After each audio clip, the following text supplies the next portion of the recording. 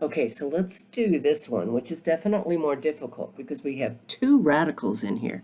So the first step is to get a radical by itself on one side.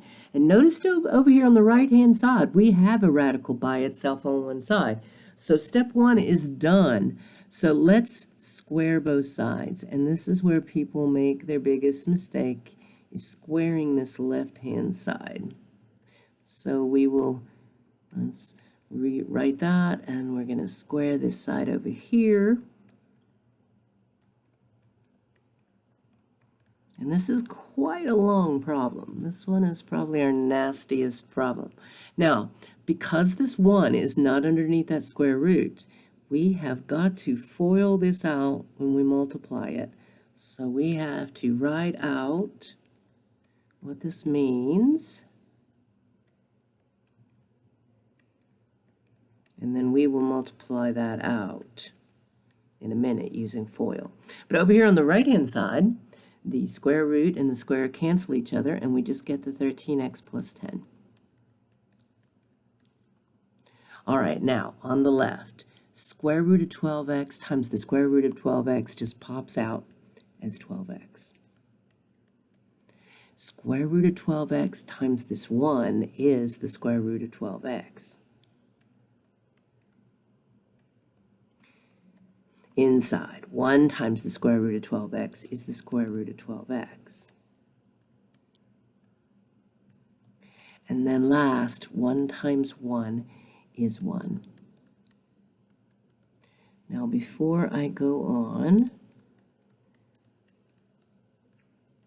make that one a little bigger.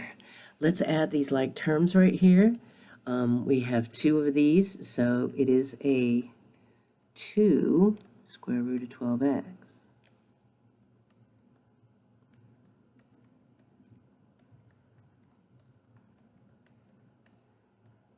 Now our equation still contains a radical, so we want to repeat the process from the beginning.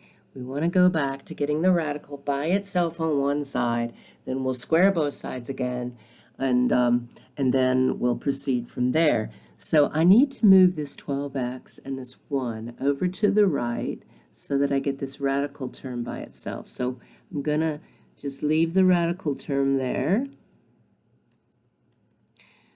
And then on the right side, I definitely still have the 13x and the 10. But when I move the 12x, it will become a negative 12x.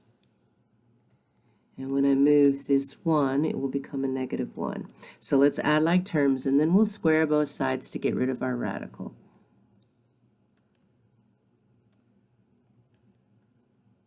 So let's see, 13x minus 12 is just plain old x, and 10 and negative 1 is a positive 9. All right, so now let's square both sides just like we did from the top with the other equation that we did.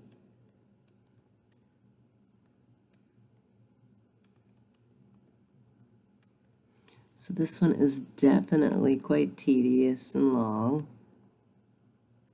All right, now square the 2, we get 4. Square the square root, and they undo one another, so we just get plain old 12x right there. On this side, let's write out what x plus 9 squared means, and let's FOIL that. So this will be 48x, and we will get x times x is x squared, x times 9 is 9x, 9 times x is 9x, and 9 times 9 is 81. Again, let's notice it's quadratic. We've got an x squared there, so let's move everything over to one side and see if we can factor it, and we should be able to factor it if we've done everything correctly. Well, that's supposed to be a square, but turned out looking pretty bad with my mouse there. Let's rewrite it. All right, 9x,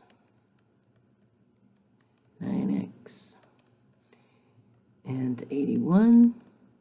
And then if I bring the 48x over, it's negative 48x. Now let's add like terms, and then we'll see if we can factor this. So 9x and 9x is 18x, and the negative 48x gives it negative 30x. All right, so we need factors of 81 that add to negative 30. Now, of course, we probably think of negative 9 and negative 9. That's not going to give us 30, though. What will give us 30, though, is negative 3 and negative 27. Those two multiply to give us 81. And oops, I meant for it to scroll down. All right, so that's going to be the one that works, that one right there. So we're going to need x minus 3 and x minus 27. And let's set both of those to 0. And we're going to get two solutions. So this one's going to give us a positive 3, and this one's going to give us a positive 27. Now we need to check those because one of them could be extraneous, or even both of them for that matter.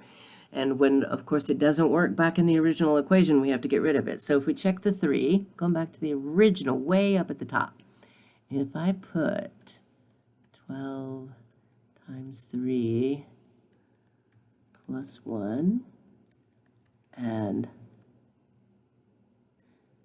13 times 3 plus 10.